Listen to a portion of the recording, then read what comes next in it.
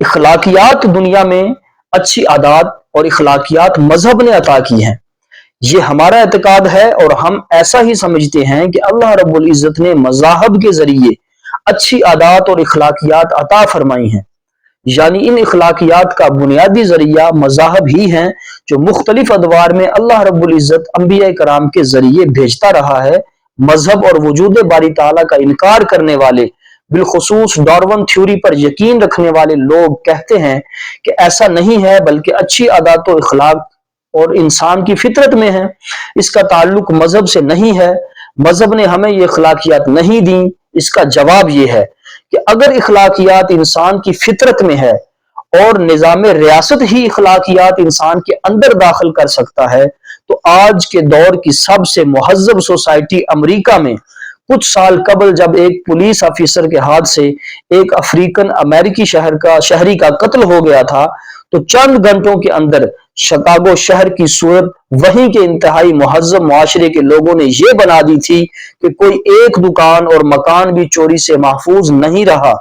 وہ انتہائی مہذب معاشرہ اس وقت درندوں کا معاشرہ لگ رہا تھا۔ قانون کی بالادستی اور ریاست کا کنٹرول کچھ دیر کے لیے ختم ہوا تو ان کے اندر اخلاقیات نامی کوئی شے نہ رہی جو انہیں کنٹرول میں رکھ سکتی۔ قانون کی بالادستی کی صورت میں بیرونی اور ریاستی طاقت جس نے انسان کو باندھ کر رکھا ہوا تھا، کچھ دیر کے لیے وہ طاقت ختم ہوئی تو اب وہاں کے لوگ جو کچھ کر رہے تھے وہ ان کا اندر تھا۔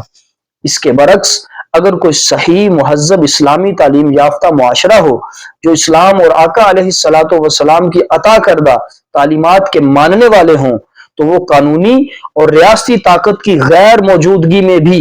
اخلاقیات کا دامن ہاتھ سے نہیں چھوڑتے۔ اگر کوئی یہ کہتا ہے کہ اخلاقیات دین نے نہیں دی بلکہ دنیا کی دی ہوئی ہے،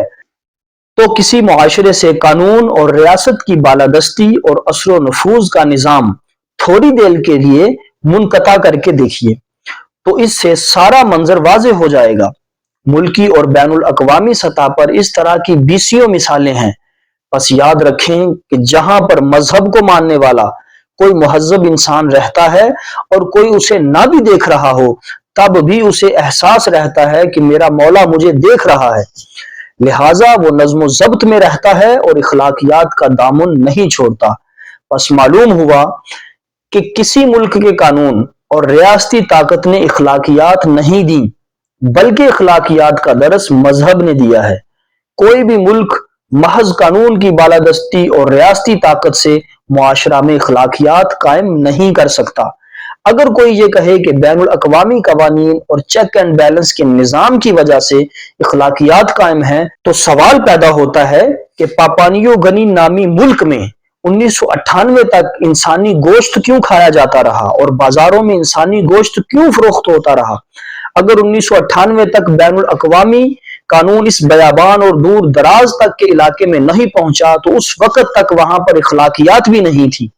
بعد ازاں قانون کی طاقت نے ان کے اس عمل پر پابندی لگا دی، لیکن اگر انسان میں اللہ رب العزت کا خوف ہو اور وہاں پر ریاست جتنی بھی کمزور ہو، تو وہ خوف انسان کو اخلاقیات کے نظم میں سمو دیتا ہے۔